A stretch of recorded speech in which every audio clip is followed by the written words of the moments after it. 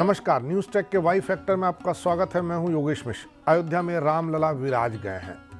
बीते 500-550 सालों में रामलला को यहां तक लाने के लिए जिन लोगों ने भी जो भी प्रयास किए, उन सब का नमन, शत शत नमन। हालांकि इसका बहुत बड़ा श्रेय प्रधानमंत्री नरेंद्र मोदी को जन जन दे रहा है।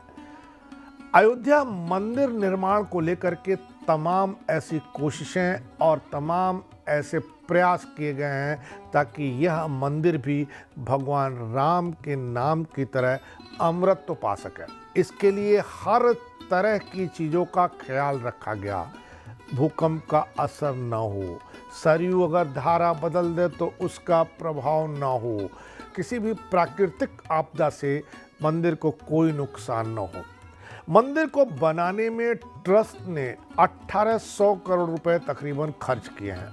वह भी तब जबकि L&T, टाटा कंसल्टेंसी जैसी तमाम फर्मों ने अपना कोई हिस्सा लिया ही नहीं है। 2020 में सर्वोच्च अदालत ने यह निर्देश दिया था कि एक नया ट्रस्ट बना करके मंदिर निर्माण शुरू किया जाए। इस नए ट्रस्ट की ही जिम्मेदारी अब मंदिर के पूजा अर्चना, रख रखाव और बाकी सब कामों की होगी। राम मंदिर के निर्माण के साथ ही एक विशेष टाइम कैप्सूल बनाया गया, जिसे मंदिर के 2000 फीट जमीन के नीचे दबा दिया गया है। इस कैप्सूल में मंदिर, भगवान राम और अयोध्या के बारे में प्रासंगिक जानकारी अंकित एक तांबे की प्लेट शामिल है, जो भविष्य की पीढ़ियों के लिए मंदिर की पहचान को संरक्षित करती है। अयोध्या के इस भव्य राम मंदिर के वास्तुकार चंद्रकांता बी सोमपुरा हैं। सोमपुरा को भारत और दुनिया के दूसरे अन्य इलाकों में भी मंदिर बनाने की दक्षता और प्रवीणता हासिल है। राम मंदिर के निर्माण में उनके साथ दोनों बेटे निखिल और आशीष सोमपुरा ने भी उनका पूरा सहयोग किया। राम मंदिर को और भव्य बनाने के लिए इसके डिजाइन में कई बार रद्दोबदल किए गए। मंदिर की जो प्रारंभिक डिजाइन तैयार की गई थी, उसमें सिर्फ 2 मंडप थे, लेकिन आज जब मंदिर आपके सामने है तो उसमें 5 मंडप हैं। चंद्रकांत बी सोमपुरा से पहली बार साल 1989 में विश्व हिंदू परिषद के तत्कालीन अध्यक्ष अशोक सिंघल जी ने संपर्क किया था। राम मंदिर की डिजाइन तैयार करने की बात कही थी। दरअसल अयोध्या का राम मंदिर पहला ऐसा मंदिर है जिसका पहले 3D स्ट्रक्चरल एनालिसिस किया गया। राम मंदिर की स्थिरता को पुख्ता करने के लिए पूरी जांच की गई। इसका विश्लेषण CSIR के सेंट्रल बिल्डिंग रिसर्च इंस्टीट्यूट द्वारा किया गया। इनका मानना है कि मंदिर किसी भी हालत में कम से कम 2500 साल तक ऐसे ही सुरक्षित रह सकता है। रामलला का भव्य मंदिर पत्थर की ठोस नींव पर खड़ा है। इसकी सबसे खास बात यह है कि यह 30 सालों में इकट्ठा की गई अलग अलग भाषाओं में भगवान राम का नाम लिखी हुई लगभग 2 लाख ईंटों से बनकर तैयार हुआ है। रामलला का भव्य मंदिर 12 फीट की जगत और एक ऊपरी चबूतरे पर खड़ा है, जिसमें 5 मंडप बनाए गए हैं। गर्भगृह के ऊपर का शिखर सबसे ऊंचा है, जिसकी लंबाई 161 फीट है।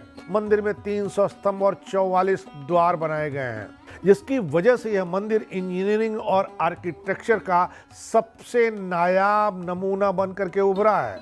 मंदिर की खास बात यह है कि 2.77 एकड़ के भूखंड पर निर्मित है। राम मंदिर का कुल निर्मित क्षेत्र 57,400 वर्ग फीट है।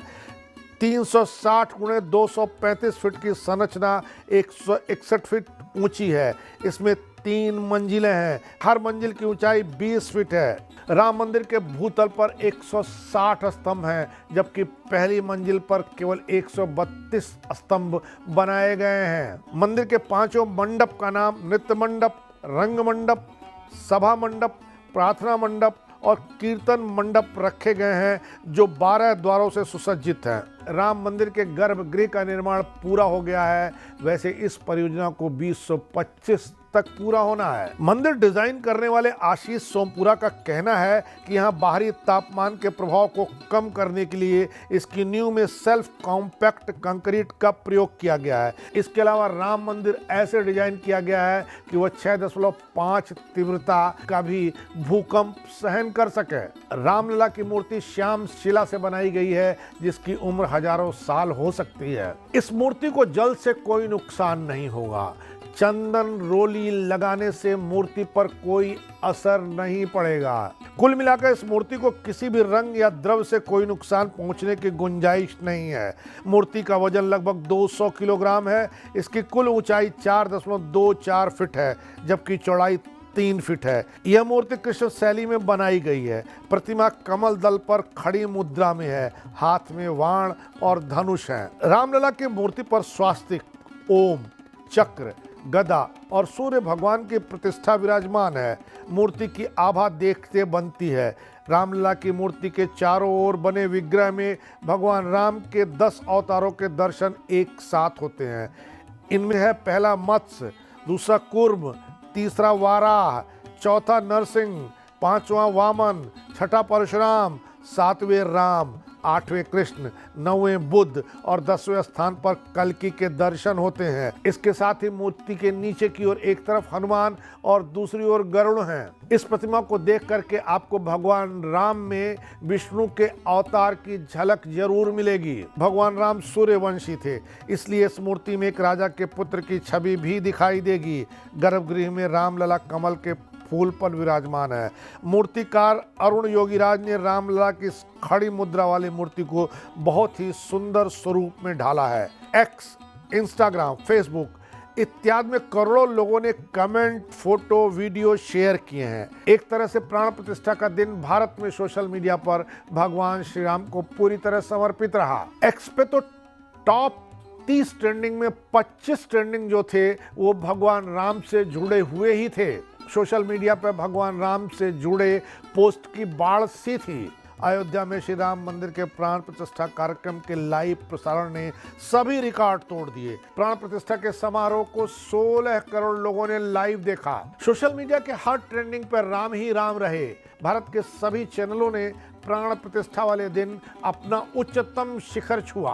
प्रसार भारती के अनुसार अयोध्या में राम मंदिर के शिलान्यास समारोह का सीधा प्रसारण देखने के लिए 16 करोड़ से अधिक लोग जुड़े, जिसके परिणाम स्वरूप भारत में टीवी जगत में 7 अरब मिनट से अधिक समय तक दर्शकों ने देखा। प्रसार भारती के सीईओ शशि शेखर ने कहा कि 22 जनवरी की सुबह 10:45 बजे से दोपहर 2 बजे के बीच मुख्य कार्यक्रमों के दौरान 200 टीवी चैनलों द्वारा दूरदर्शन की लाइव कवरेज साझा की गई। दूरदर्शन डीडी के 40 से अधिक कैमरों द्वारा कवर किए गए समारोह के लाइव फुटेज को सिर्फ यूट्यूब पर 1 करोड़ से अधिक लोगों ने देखा। दूरदर्शन को राम मंदिर अभिषेक समारोह के लिए लाइव कवरेज की अनुमति थी। अयोध्या में रामलला के विग्रह के प्राण प्रतिष्ठा की धूम दुनिया के तमाम देशों में देखी गई। जहां भी सनातनी और भारतवंशी लोग हैं, उन्होंने अपने अपने ढंग से इसे उत्सव के तौर पर मनाया। एकजुट हुए, जय श्री राम, सीताराम के नारे लगे। इस तरह हम दावा कर सकते हैं कि प्राण प्रतिष्ठा के दिन भारत के 20-25 करोड़ लोगों ने पूरे लाइव को देख करके पुण्य कमाया। और बहुत से लोग ऐसे थे जो किसी न किसी कारण से देख नहीं पाए, पर समूचा भारत उमंग और उल्लास में दिखा। यह एक ऐसा प्रतिमान है जो हर भारतवासी को प्रफुल्लित और प्रमुदित करता है, इस दृश्य को अविस्मरणीय बनाता है। इस बार इतना ही। अगली बार फिर मिलेंगे किसी नए सवाल पर नए ढंग से बात करने के लिए। तब तक के लिए नमस्कार।